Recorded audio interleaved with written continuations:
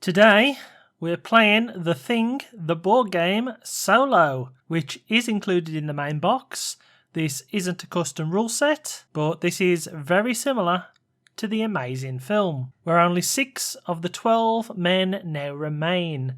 The rest are either dead or assimilated. Macready, Gary, Clark, Bennings, Windows, and Dr. Blair are all that's left. The blood bags have been ruined, the radio room wrecked, along with a helicopter and snowplow being heavily damaged. Someone doesn't want you to escape. But it is in our human nature to preserve our own lives, and so escape they must, somehow. All the while food, heat, and power begin to dwindle. Luckily, the weather isn't as harsh at the moment, and so the boiler and generator don't consume much oil. The remaining survivors, though, are still distrustful of each other at this point, and so they decide to each do separate tasks. Macready goes to the armory, Bennings goes to the weather station, Gary works in the kitchen, Dr. Blair goes to the lab, Winders goes to the radio room, and Clark goes to the storage room. Macready finds himself 3 weapons. He was looking for the flamethrower, but decides to keep the shotgun and does go up the suspicion track. Windows then fixes the radio room by 2, but does go up 2 on the suspicion track. Dr. Blair, who isn't attracting suspicion, searches through the lab, but unfortunately can't create any blood bags. That's very sus if you ask me. Bennings checks the weather and it's apparently cloudy before he replaces a barrel in the boiler, going up 2 on the suspicion track. Clark finds himself some copper wire and a torch in the storage room, so of course he takes the wire as it can be used for future tests, and he goes up 1 on the suspicion track. And lastly, Gary prepares some food for them to eat, going up 1 on the suspicion track. Congregating in the break room, they give Windows the shotgun and Bennings takes the copper wire.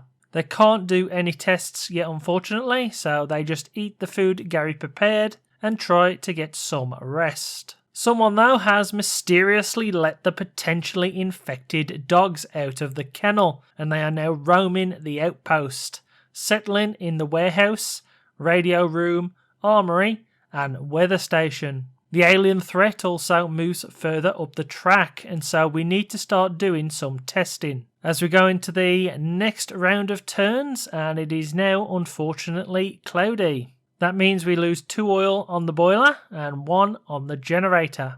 Our survivors do things differently now, though. Macready and Bennings visit the armory, Clark goes to the boiler, Dr. Blair once again checks the lab, whilst Gary and Windows try to repair the radio room. Both dogs in the radio room and armory are locked back up in the kennels, but Macready and Bennings are suspicious of each other, so go up on the track. Windows and Gary don't, though, as Windows has the shotgun. Windows, though, does repair the radio room for 3 damage, 2 from himself, and Gary helping is another, but he does go up the suspicion track, with Gary repairing the last of the damage in the radio room, and it finally kicking up a signal, though they can't use it yet, and Gary does become suspicious. Dr. Blair, though, discovers 2 very useful blood bags in the mess, even though this time his suspicion meter goes up by 1. Macready avoids suspicion as he finds 2 sticks of dynamite and an axe, which he decides to keep. But then we roll badly for Clark, so he just stands around in the boiler room doing nothing and acting rather suspicious. Bennings, though, gets a great roll and also finds the flamethrower, so we can finally start testing some people. So now we get to the testing phase in the break room, and as both Windows and Bennings are the most suspicious, they soon get the weapons taken off them. This is a big pivotal moment in the film, and so we tie them both up, eating from cans as no one prepared any food. Bennings is the first to be tested, and he is found to be human, so suddenly everyone trusts him. But Winders is discovered to be the Thing, and suddenly all hell breaks loose in the room as the Strength 5 Thing reveals itself, gets set on fire and runs out of the room, disappearing somewhere into the depths of the outpost, as the two remaining dogs go outside, hanging around the helicopter and snowplow, with everyone else now on edge and suspicious of each other, as there could be another one of them potentially already assimilated. On turn 3 though, the weather clears once again, so usage in the station isn't as bad. Only one oil goes off both. Our remaining survivors decide to do what they can to keep as many of them alive as possible. Clark goes to the generator, Gary and McCready visit the boiler, Bennings is entrusted with cooking, and Dr. Blair tries to call for rescue from the radio station. Before we can take our actions though, the thing, now exposed, gets to try and assimilate others. You max out the strength tokens to the highest amount needed to assimilate, so 3 and 2 out of the 5 strength it has, and then you draw random cards like the dogs. Here the strength 3 thing attacks the snowplow, so does nothing as it's already damaged, and the second thing attacks the armory, removing 2 weapons from the game. I get a great roll though on the dice, so I decide to use McCready to fill 2 barrels in the boiler. Dr. Blair gets 1 suspicion, but he does manage to send out the SOS signal, so the helicopter is on its way. I get a bad roll next, so give it to Bennings. Yes, he gets 2 suspicion, but he must just be bad at cooking. Clark gets a suspicion, but he does replace a barrel on the generator, with Gary getting the same roll and filling up the boiler fully. So now we come back for more testing. It's Gary and Clark's turn to be strapped to the chair, as Bennings takes the flamethrower and Dr. Blair the shotgun. Clark is up first with a blood bag and he's discovered to be human. And then Gary is tested with the flamer and wire, and he's also uncovered as human. So they all breathe some sighs of relief as only Dr. Blair and McCready are left untested. Slight anxieties filling the air as they eat in separate areas. The dogs though are still not let out of the kennels, so remain to roam into the boiler room and weather room as it comes once again for the next turn, and it's cloudy once more. 2 fuel being consumed by the boiler and 1 by the generator. The SOS chopper also consumes fuel as it moves 2 towards us, and we now just have to survive until it arrives as best we can. Bennings and Clark go into the weather station to capture the dog and see if clear skies will be here tomorrow. Gary decides to cook, whilst both McCready and Dr. Blair look for the blood bags to prove their innocence. The thing though attacks the armory and snowplow once again, so now there are very few weapons left if they needed any, but the snowplow is wrecked beyond repair. We get a bad roll first though, so Clark just acts suspicious and keeps a lookout in the weather station. McCready then gets 2 great searches but comes up short with anything vital they can use. Dr. Blair goes up on the suspicion track twice, but he does indeed find the vital blood bag he was after. I then decide to give my next bad roll to Bennings, hoping that the weather isn't as important. But Gary does actually manage to create some food for everyone. So this is it now. Gary takes the shotgun and Clark takes the axe. Dr. Blair is tested first, uncovering that he is in fact human. And that just left McCready, who was also discovered to be human. So the entire gang is safe. All they have to do now is try to survive and wait for the rescue helicopter. Who knows how long that will take, but hopefully will arrive soon as supplies are getting low. And the thing is real close to uncovering itself fully and attacking Bennings. The dogs though have once again been left out of the kennel, and so run amok around the outpost, settling in the boiler, generator, armory and weather room, places we really want to go, as we get yet another cloudy weather situation, meaning both sets of resources are out of fuel and the helicopter is still some ways off. So we're going to have to be very risky here late game, as Clark goes to the generator, McCready and Bennings visit the boiler, Gary tries to cook again, but Dr. Blair is alone with the dog in the weather station. Of course the dog in the boiler gets recaptured, But Blair gets super lucky and draws a regular dog token, meaning he is safe. But the thing attacks both the radio room and kennel, meaning it damages the radio once again, and it also kills the dog we just put back into the kennel, meaning it's now got even stronger and is strength 6. Getting a great result on the dice though, I decide to give it to Bennings to save him some issues on the track, and he places 2 fuel. Clark ignores dog effects, so places his 1 fuel after getting 1 suspicion.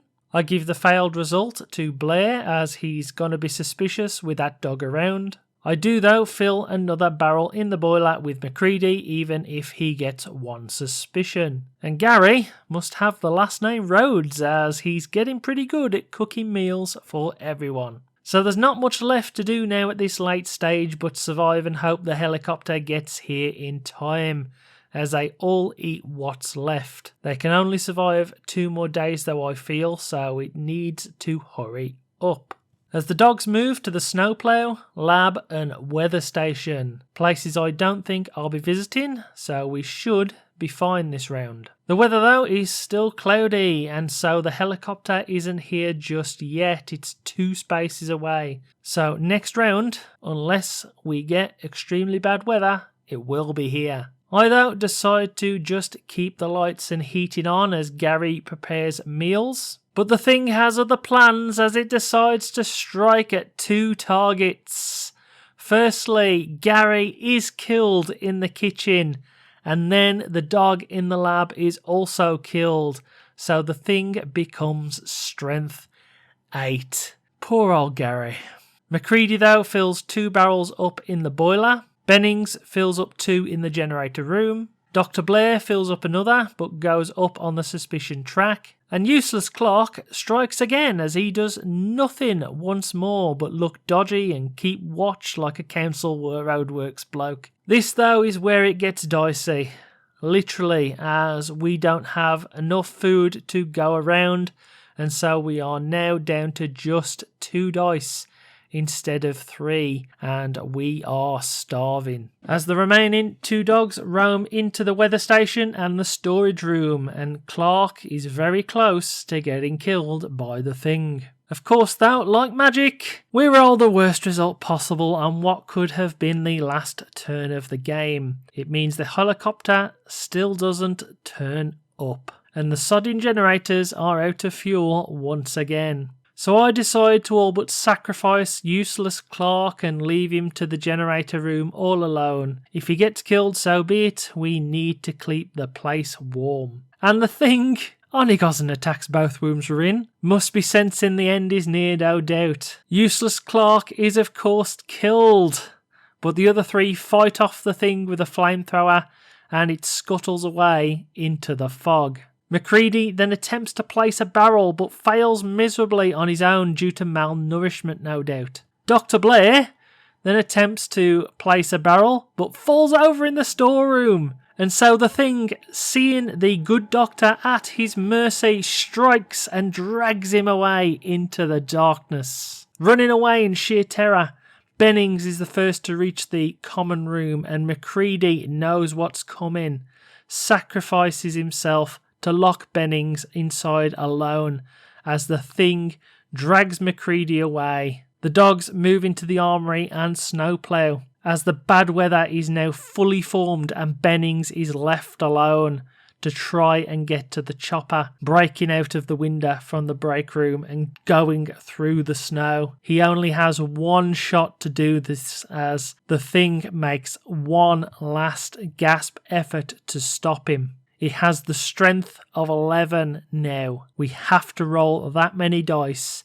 and if we get more than 4 fails, the thing will win and kill Bennings. Our first roll sees us get 3 great results. Our second roll sees us get another 3, so that's 6 out of the 11 down. But we do get 2 bad results on the next roll though, so 9 down, 2 left to roll, and we need 1 good result to escape, but we don't get it. The thing attaches itself to the rescue helicopter and brings it down with a vengeance, killing the pilot and Bennings, meaning we lose the game. Jesus Christ, what a heart-pounding, tense game that was. It all kicking off in the last round when I was all but certain a couple of people were making it out, and no one did. Outpost 31 succumbing to darkness and everyone being killed and assimilated by the thing. This game always brings forth surprises for me every time I play it. This is so thematic but yet so easy and quick to play that it just trumps Nemesis any day of the week for me. This is my horror game of choice for solo play, and it's just amazing. I love getting this one to the table, and it only takes about an hour and a half to get through it also. Yes, there's randomness, but it's the right type, as you're always on edge and don't know what's going to happen, who's going to be killed or who's going to be captured. It's thematic and breathtaking. I strongly recommend this one, and it only cost me 40 quid also, so this is a bargain really when Nemesis sodding costs over 100. Check it out if you can find it, and thanks for watching.